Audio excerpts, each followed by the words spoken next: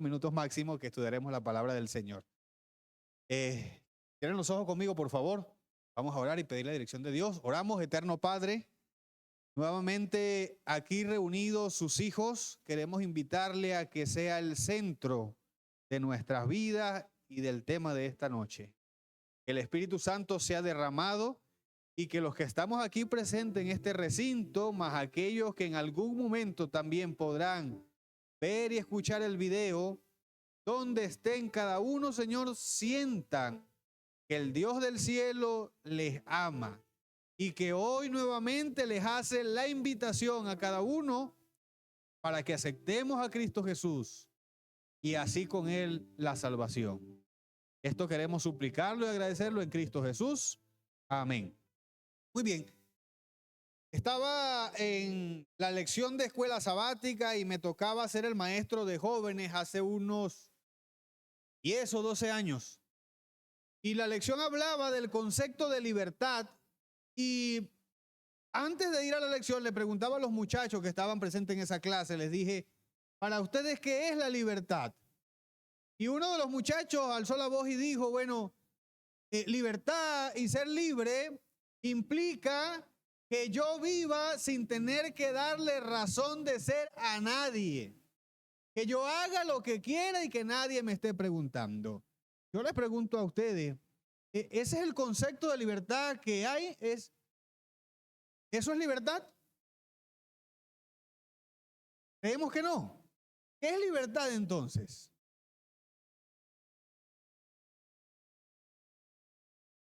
A ver, mi hermano, estamos hablando de libertad. Eso tal vez es el resultado de elegir cosas buenas. Pero por muy malo que nos suene el concepto del muchacho, cuando nosotros vemos la libertad que Dios le otorgó al ser humano con el libre albedrío, pues eso. Dios le otorgó el derecho a cada ser humano de ser libre y que tuviera la capacidad de decidir qué hacer con su vida. Pero noten que, lo dije antes durante esta semana, yo hubiese preferido que Dios no nos hubiese dado la libertad de escoger qué hacer con nuestra vida. Porque los seres humanos elegimos la mayoría de las veces mal. Y quiero que empecemos de una vez a estudiar la Biblia, ya oramos para ello. Vamos a ubicarnos en algunos textos. El primero de ellos, la primera epístola o carta del apóstol Pedro, el capítulo número 2, y cuando se ubique allí vamos a leer el versículo 16. Les repito, segunda de Pedro, capítulo 2, versículo 16.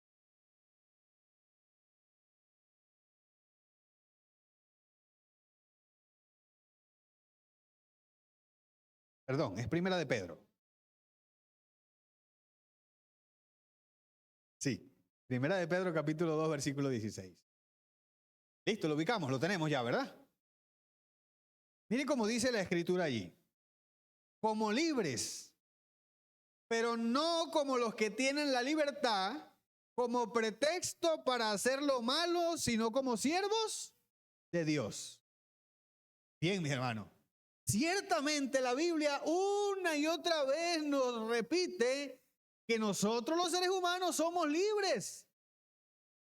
Y libres de decidir las cosas que queremos hacer con nuestra vida. Solo que la mayoría de las personas utilizan la libertad que Dios le dio como un pretexto, como dice la Escritura en lo que acabamos de leer, para hacer las cosas malas. Mire, hablo con las personas, sea que esté en campaña o que esté en la iglesia y me toque visitar y encuentre a alguien. Oye, procuro por todos los medios de hacerles saber que Cristo Jesús es la mejor decisión que el ser humano puede tener. Lamentablemente yo no puedo obligarlos, ni siquiera Dios.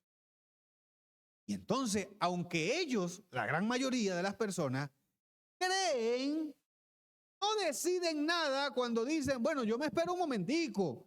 Yo sé que Dios es bueno, yo sé que Cristo murió por mí. Yo en algún momento lo voy a hacer. Y aunque ellos creen que no están decidiendo, la verdad es que sí están decidiendo y están decidiendo rechazar a Cristo Jesús. ¿Y qué lleva el rechazar? Este tema de hoy prácticamente es la continuación del día de ayer. Y yo quiero primero darles el contexto de la historia, porque si les digo la cita se van a adelantar y como es interesante van a leerla antes. Voy a dar el contexto de esta historia que voy a narrarle con mis palabras para que luego usted con tiempo la repase si no la conoce y vaya a ese versículo que vamos a leer. Mire, me gusta predicar mucho de Naamán y Eliseo, pero esta semana no lo voy a hacer. Voy a hablar de la historia de forma breve para hablar del otro personaje a quien me quiero referir en esta noche. Ustedes recuerdan a Naamán, ¿no? El sirio, aquel general del ejército que le dio lepra y que entonces por invitación de una joven que vivía en su casa como sierva, le dice que vaya a Israel, que allí está el profeta de Dios, que puede sanarlo, y Naamán fue a donde estaba el profeta de Dios, y Eliseo sale y le dice, bueno, es sencillo, ve y báñate en el Jordán 7 veces y tu carne será limpia, y aunque no quería, Naamán va a regañadientas, porque los siervos lo convencieron, se bañó en el río, 1, 2, 3, 4, 5, 6, y a la 7ª vez quedó limpio. Cuando queda limpio Naamán, contento por lo que había sucedido, por el milagro que Dios había hecho, él nuevamente va a la casa. Y recuerdan ustedes que él llevó una cantidad de oro y de plata y de mudas de vestido nuevas para regalársela a Eliseo. Y Eliseo le dice, mira, yo no quiero tu dinero. Como Dios tampoco quiere tu dinero. Lo que quiere Dios es tu corazón. Y Eliseo le dijo eso a Naamán. Mira, Naamán, lo que tienes que hacer, si quieres agradecerle a Dios, pues ve a tu tierra y no adores a más nadie, ni ningún otro ídolo, sino al Dios del cielo. Y Naamán se montó en su carruaje o en su caballo y emprendió su viaje de vuelta a su casa. Pero estaba escuchando el siervo de Eliseo. Y el siervo de Eliseo, entonces yo me imagino agachando la cabeza y por dentro estremeciéndose y diciendo, oye, pero el profeta está estorbando de que este hombre nos dé una ofrenda generosa y tal vez lo necesitamos. Así que en su mente se deja influenciar por el enemigo y maquina un plan. Sale corriendo, alcanza a Naamán y le dice una mentira. Le dice, acaban de llegar 2 jóvenes y el profeta te manda a decir a ver si le puedes enviar un poquito. No es todo lo que trajiste, pero envíale un poquito de plata, un poquito de oro y 2 mudas de ropa. Y entonces Naamán, que estaba muy agradecido, le dice, pero como no, claro. Hasta mandó unos siervos con Giezi, que se llamaba el siervo de Eliseo, y entonces cuando está llegando dice, no, hasta aquí está bien, y va y lo esconde. Luego va a donde Eliseo como si nada hubiese ocurrido, y Eliseo le dice, ¿dónde estaba Giezi? ¿Sabes algo? Yo te vi, Dios me reveló lo que estabas haciendo. Ahora sí, quiero que usted y yo leamos esto que quiero plantearles en esta noche. Segundo libro de los Reyes, capítulo 5. Específicamente vamos a leer el versículo número 27. Quiero que allí note un detalle interesante. Lo vamos simplemente a leer, le voy a hacer una pregunta y luego pasamos a otra historia muy interesante que tiene que ver con esto también. ¿Lo tienen? Sí, nos ubicamos. Ok, vamos a leer, dice la escritura. Por tanto, la lepra de Naamán, ¿qué va a pasar con la lepra? Se te pegará a ti. Y allí termina el versículo. ¿Cómo sigue diciendo el versículo? Se te pegará a ti y a tu descendencia para siempre. Y en el instante, dice la Biblia, salió delante de él leproso blanco como la nieve. Y le voy a hacer una pregunta que no vamos a responder ahorita. No, ahorita no. Voy a la otra historia. ¿Justo que a Giezi se le pegara la lepra? A Giezi. A ver. Tal vez sí. Cometió un error.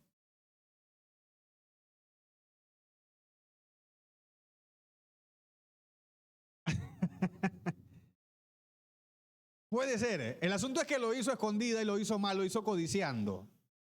Pero mi hermano, que se le pegara la lepra a él que cometió el error, podríamos decir que es justificable, ¿sí? Se equivocó, cometió un error y bueno, le pegó la lepra. Pero la Biblia me dice que la lepra era para él, pero también para quiénes. Y aquí les pregunto de nuevo, ¿era justo? No me responda. Voy con otra historia. Luego volvemos a esa pregunta interesante.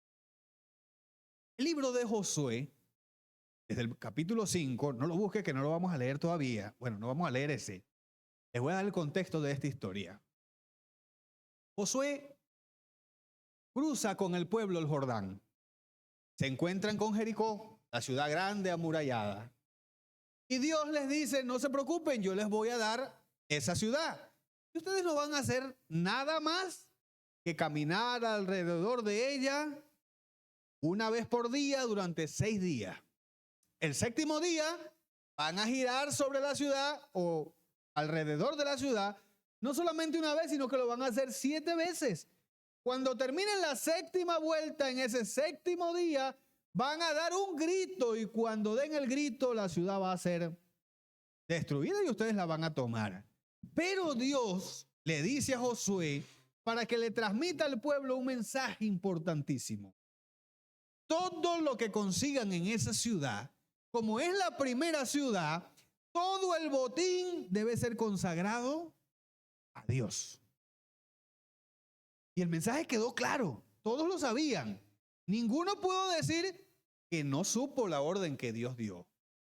Pero hubo un hombre que después de haber sido las murallas destruidas, derribadas, y que todos entraron y tomaron posesión de la ciudad, hubo un hombre llamado Acán. Y Acán, me dice la Biblia, que vio entre los despojos un manto babilónico hermoso que solamente usaba la realeza. Y la Biblia dice que lo codició. Y también plata y oro. Y Acán, cuando agarró todo eso, en vez de consagrarlo a Dios, dice que lo llevó a su tienda, cavó un hoyo en su tienda, lo volvió a tapar y puso quizás, ¿cómo llamar? Una alfombra encima de eso. Pero ¿saben algo? Dios sabe lo que hacemos. Y aunque la gente no nos vea, aunque tratemos de ocultarnos de las personas, Dios siempre va a saber lo que nosotros hacemos. Así que el asunto se descubrió después de una derrota. No voy a dar muchos detalles, aunque la historia es muy interesante. Después de una derrota que tuvieron sin consultar a Dios, Dios le dice a Josué, pero es que no te has dado cuenta, ¿por qué no me preguntas? En el pueblo hay anatema, y anatema en la Biblia significa maldición. Alguien había traído maldición al pueblo con algo que había hecho. Y entonces Josué inicia un proceso de echar suertes, no sé por qué Dios lo permitió, eso no voy a ahondar ahorita, pero echan suertes sobre las tribus, cae sobre la tribu, después sobre las familias, cae sobre la familia de Acán, después sobre el propio Acán y su tienda. Y entonces Josué le dice, ven acá, Acán, ¿qué es lo que hiciste? Y Acán dice, bueno, sí, vi el manto babilónico, había el oro brillante, la plata, y lo codicié y me lo llevé y lo escondí. Y Josué le dice, por lo que hiciste, vas a tener una sentencia. Ahora sí, lea conmigo. Estamos en Reyes, retroceda un poquito a Josué, el capítulo 7, y vamos nuevamente a notar algo muy similar, muy terrible, que vimos en la historia de Jesse, el siervo de Eliseo. Ya lo tienen, ¿no? Josué capítulo 7, vamos a leer desde el versículo 24. Sí, 24 y 25 nada más. Vamos a hacerlo largo. Josué 7, 24 y 25. ¿Doy un chance? Y luego leemos. Ok, dice así la escritura. Entonces Josué y todo Israel con él tomaron a Acán, hijo de Zera, el dinero, el manto, el lingote de oro, sus hijos, sus hijas, sus bueyes, sus asnos, sus ovejas, su tienda y todo cuanto tenía, y lo llevaron todo ¿a dónde? Al valle de Acor. Ahora lea el 25. Y le dijo Josué, ¿por qué nos has turbado? Túrbete Jehová en este día. Y todos los israelitas, ¿qué hicieron con ellos?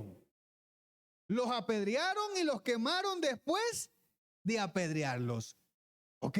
¿Usted leyó conmigo bien la historia? ¿A quién apedrearon?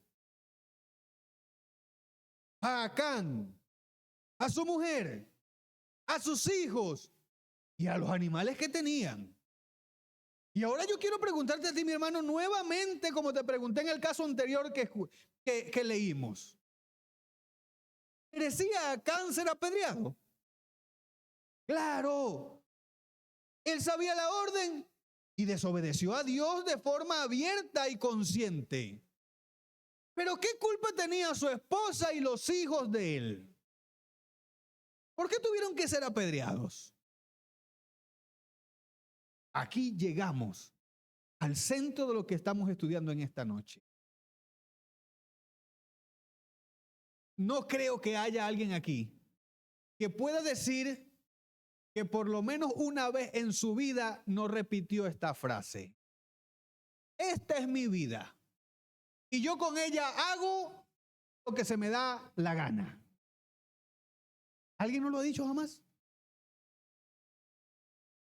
Todos lo hemos dicho.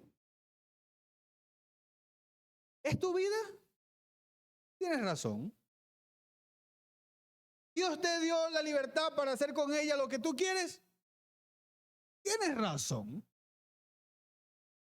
El asunto que no medimos, mis queridos, en esta noche quiero decirles que no medimos las consecuencias de las cosas que hacemos o que las cosas que hacemos traen a mi vida, pero que también afectan a quienes tengo alrededor. Y aquí voy a darle una serie de ejemplos, poquitos en comparación con los que pudiésemos nosotros analizar y ver. Podríamos pasar toda la noche sin exagerar, estudiando casos de cosas que los seres humanos decidimos. Tengo aquí anotados 3 nada más. Vamos a analizar este caso. Un hombre, pero hablé de los hombres nada más en estos días y la hermana me dijo que las mujeres también. Así que hoy, un hombre o una mujer tienen su familia, viven en casa, tienen su esposo, tienen su esposa, pero un día se encontró que alguien fuera de casa le picó el ojo, le susurró al oído cosas bonitas, empezó a darle piropitos y entonces dijo, ¿qué importa? Una canita al aire. Así lo llaman, ¿no? Y entonces decide con su vida, con la que él tiene, con la que él dice que es de él o de ella, y que hace con eso lo que le da la gana, entonces incurre en esa relación extramarital. Y aunque muchos pudieran decir que no acarrea consecuencias, en la mayoría de los casos sí trae. Yo no sé qué hay de cierto, pero últimamente se ha corrido la noticia de que hay una epidemia de SIDA y de VIH en el país. ¿Sí lo han leído por ahí? ¿Cómo se transmite eso?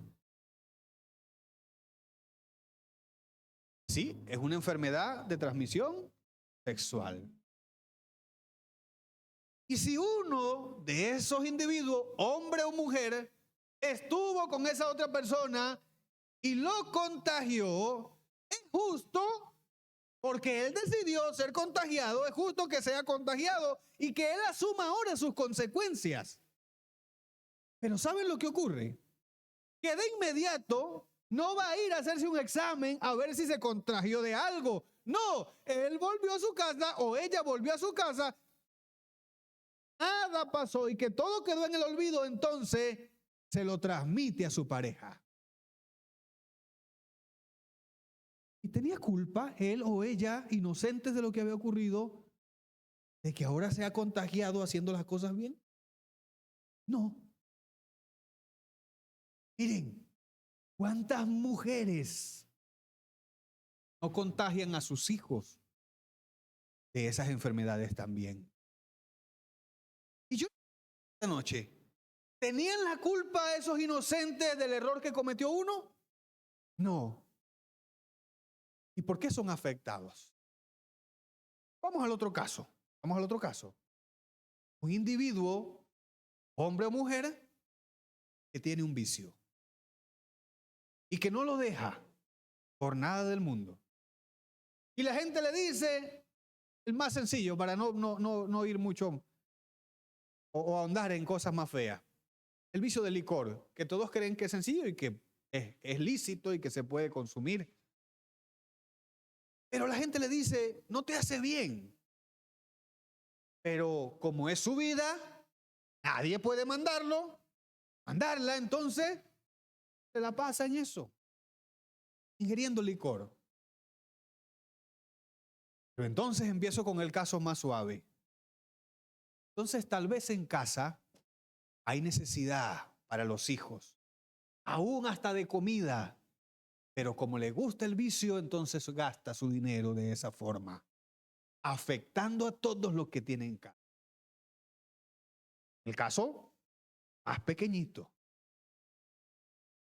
Pero si usted se pone a analizar las estadísticas, ¿cuántos accidentes de tránsito hay a causa de alguien que, como es su vida y que nadie se puede meter en ella, le gusta ingerir alcohol y después manejar porque los ojos se le ven más claritos cuando toma licor? Y entonces ocurren cosas como la que ocurrió hace años en Palo Negro, con una hermana adventista jovencita que cantaba hermoso, pero estando parada en una parada de carro o estando allí esperando transporte, un ebrio la atropelló y la mató. ¿Tenía culpa? De ninguna manera. No son responsables. Y ahora fíjese lo que voy. El tercer ejemplo para los jóvenes que están aquí. Para todo el que pueda oírme, adulto también. Miren, la delincuencia y las malas juntas. ¿Cuántas madres no le dicen a sus hijos, no te conviene ese camino? ¿Hasta cuándo se le puede decir a alguien que la delincuencia lo que va a traer o tiene una carrera muy cortica? Porque o termina muerto o termina preso. Pero es justo que alguien que comete un delito se muera o esté preso. Sí, fue él que lo cometió. Pero ahora fíjese esto. No sé si usted ha visitado las cárceles, pero qué cosa horrible es entrar en una de ellas. Entonces, uno ve a las personas haciendo colas de madrugada. Personas mayores, abuelitas, haciendo una cola para entrar a visitar a alguien que está allí dentro, pero antes de llegar a visitarlo, antes de verlo, entonces tiene que pasar por quitarse la ropa y que la desnuden y que se agache y que la puedan observar para poder entrar a ver a alguien que está allá adentro, que digo una vez, esta es mi vida y no se meta conmigo. Las decisiones que tomamos, aunque Dios me dio la libertad para hacerlo, afectan a otros. Afectan de forma terrible. Cada cosa mala que hago afecta. Ahora Robinson me puso la música. Faltan algunas cositas, pero déjala. Vamos a resumir. Déjala quieta. Miren, cuando nosotros decidimos mal, ya quedó clarísimo, ¿verdad? Afectamos a otros. Pero yo no vengo a traer malas noticias aquí. Dios nos mandó a predicar el evangelio, salvación, buenas noticias. ¿Y sabe algo? Con esa vida que Dios le dio y con la libertad de escoger, usted también podría decir, solo que no se dice, esta es mi vida Y si yo quiero aceptar a Cristo Jesús, lo acepto y no importa lo que digan los demás. Pues ojalá se pensara de esa manera. Solo que para lo malo no pensamos en lo que piensan otros. Pero cuando se trata de lo bueno, entonces pensamos en que quizás mi pareja va a tener problema conmigo.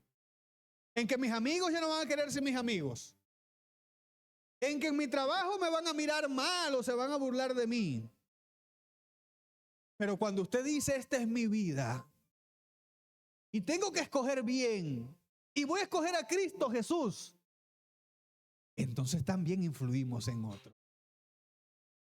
Les presento un ejemplo. Tengo varios en la Biblia también. Pero simplemente voy a mencionar uno por el tiempo que tengo que ya se fue. Está en Josué también.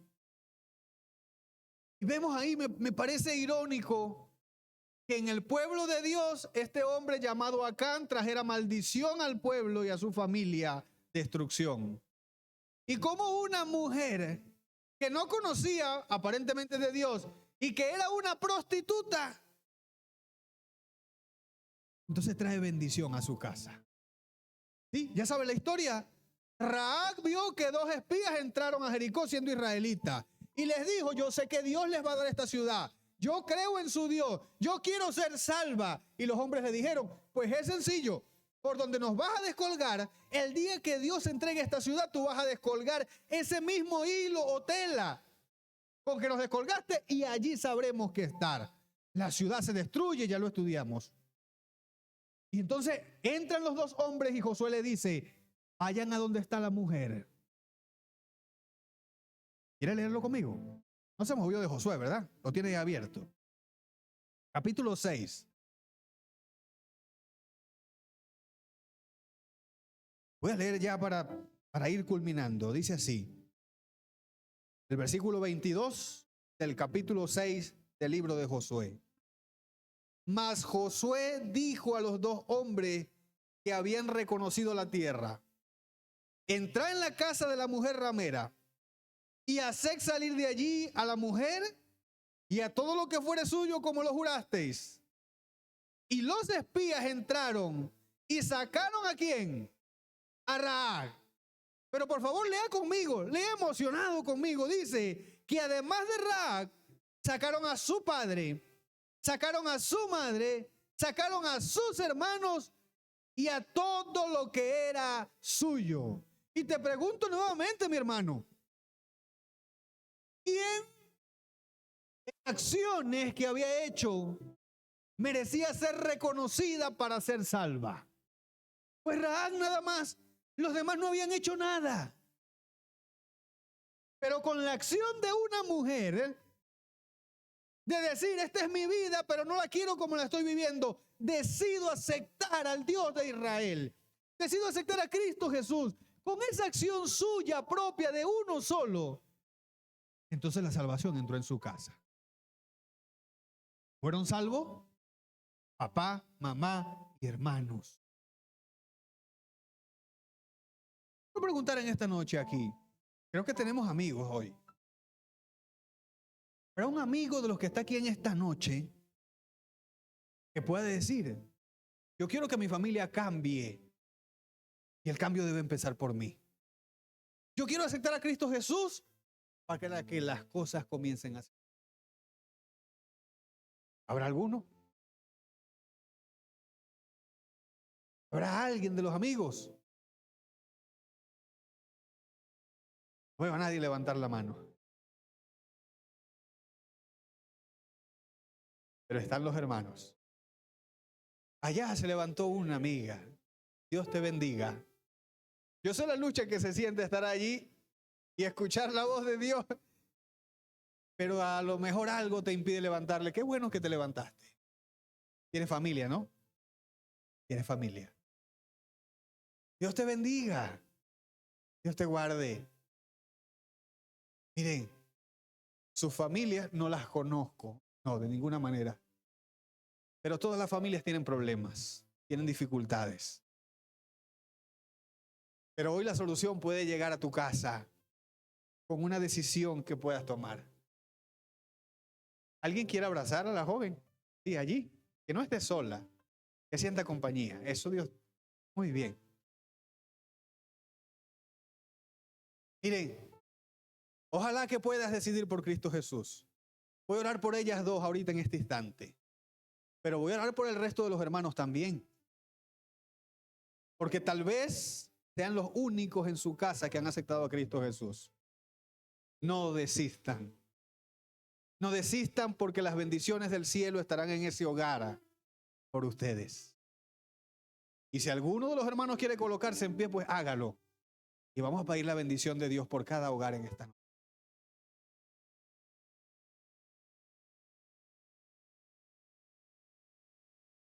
Oramos. Padre Santo y Señor misericordioso, qué bueno es usted, Señor. Qué bueno es al otorgarnos la oportunidad, Padre bendito, de escuchar su voz a través de su palabra. Y que nos muestra hoy que usted tuvo el amor para otorgarnos una vida libre, para tomar decisiones, pero que no nos deja solos nunca, Señor. Que siempre está buscando la manera de que nosotros escuchemos su voz y atraernos a su casa, Señor. Atraernos a usted, atraernos a Cristo Jesús con lazos de amor, como lo describe su palabra. Y hoy, Señor, entendiendo su mensaje, oh Padre, se han levantado dos almas en este lugar, porque reconocen que tal vez, Señor, su familia ha sido un desastre hasta ahora. Por decisiones de otros, Señor, tal vez. Pero también han entendido que con su decisión personal pueden hacer que en ese hogar exista un cambio.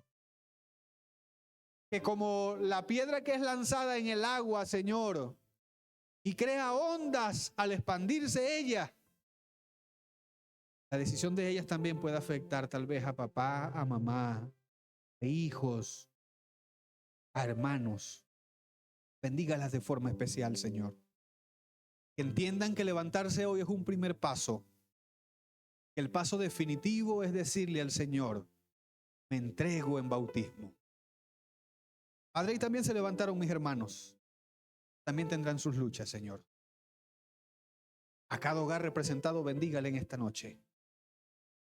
Permítele, si hay alguno que se sienta solo en su casa, porque nadie más ha recibido el Evangelio, a que reafirme su fe hoy.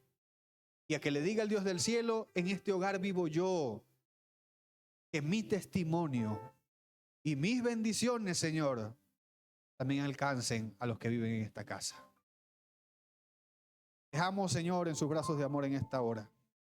Llévenos con bien a casa. Lo suplicamos en Cristo Jesús. Amén. Dios les bendiga, mis hermanos. Pueden tomar asiento.